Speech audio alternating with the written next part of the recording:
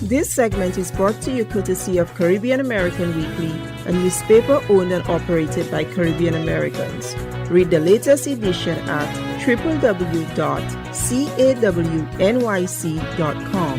That's www.cawnyc.com. To like us on Facebook, to advertise or to subscribe, visit us at www.cawnyc.com.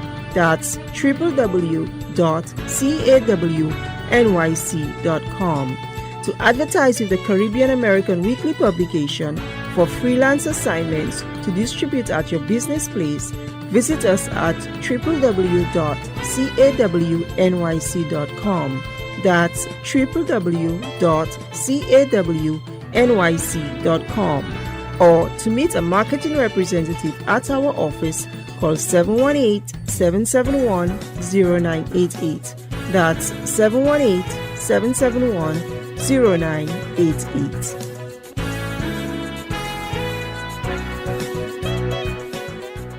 Kamla Persad-Bissessar's controversial statement on home invasion sparks debate in Trinidad and Tobago. Trinidad and Tobago's newly elected Prime Minister, Kamla Persad-Bissessar, has ignited a national debate with her recent remarks on home invasions and the use of firearms. In a public address, she urged citizens to take matters into their own hands, stating, "When the brutal rapists and criminals come into your homes, I tell you again, load up your Matic, light them up, empty the clip." This statement has raised concerns among legal experts, human rights organizations, and citizens about the implications of endorsing such rhetoric in a country already grappling with high crime rates. The context of crime in Trinidad and Tobago has long grappled with the urgent issues of crime and violence. Home invasions, in particular, have been a source of immediate public fear and outrage. According to the Trinidad and Tobago Police Service, there has been a steady increase in reported home burglaries and armed robberies over the past decade. In 2024 alone, there were over 1,500 reported home invasions, a figure that has urgently alarmed citizens and law enforcement agencies. The government has previously introduced measures to combat crime, including the establishment of specialized police units and community outreach programs. However, many citizens feel that these efforts have not been sufficient to address the root causes of crime or to provide a sense of safety in their communities.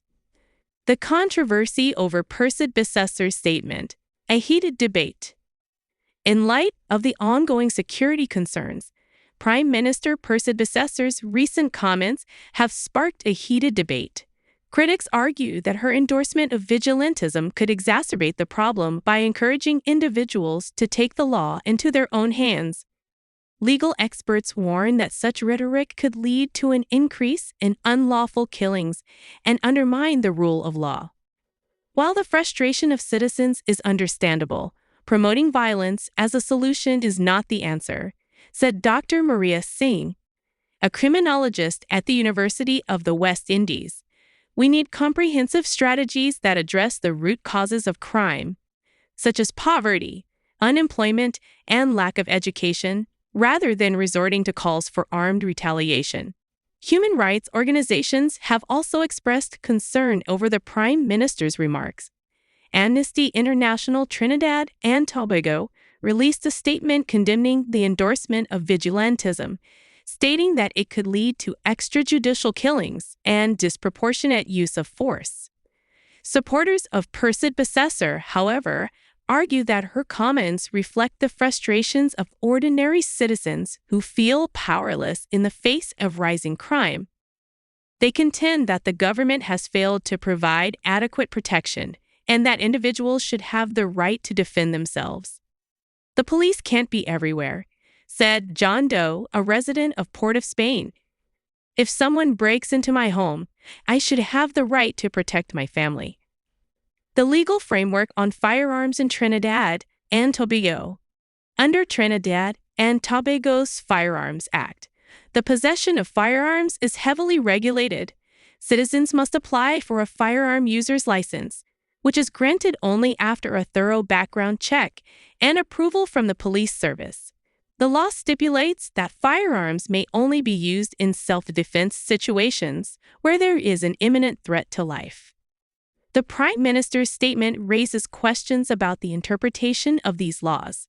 Legal experts caution that advocating for the use of firearms in situations that may not meet the legal criteria for self-defense could lead to legal repercussions for individuals who act on such advice. Moving forward, a call for dialogue and reform in crime prevention. As the nation grapples with the implications of Persad-Bissessar's remarks, there is a growing call for a more nuanced approach to addressing crime. Community leaders, law enforcement officials, and policymakers are urged to engage in constructive dialogue to develop strategies that balance the right to self-defense with the need to uphold the rule of law. In the coming weeks, the government is expected to convene a national forum on crime prevention and public safety. This forum is hoped to provide a platform for all stakeholders to voice their concerns and contribute to the development of effective and sustainable solutions to the country's crime problem. In the meantime, citizens are advised to remain vigilant and to report any suspicious activity to the authorities.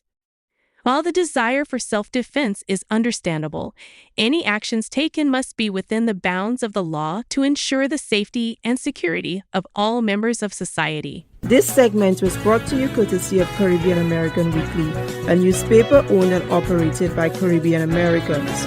Read the latest edition at www.cawnyc.com. That's www.cawnyc.com.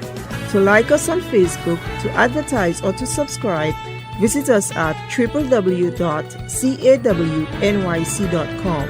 That's www.cawnyc.com. To advertise with the Caribbean American Weekly publication for freelance assignments to distribute at your business place, visit us at www.cawnyc.com. That's www.cawnyc.com. Or to meet a marketing representative at our office, call 718-771-0988. That's 718-771-0988.